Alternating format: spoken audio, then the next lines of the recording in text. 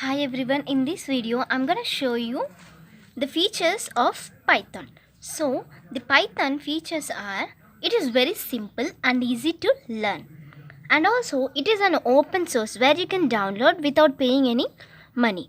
It is as simple as English language, and also it is an open source. This is also a feature of Python, and also it is a high level programming language.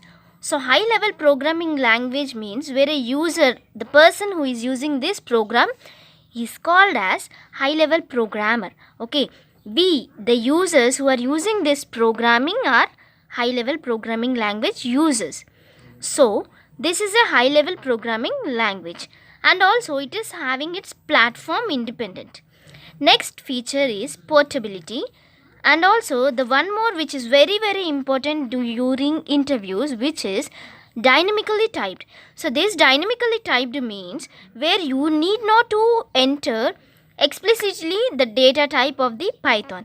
By defaultly it knows the type of data which we are giving, so that the feature of this Python is dynamically typed.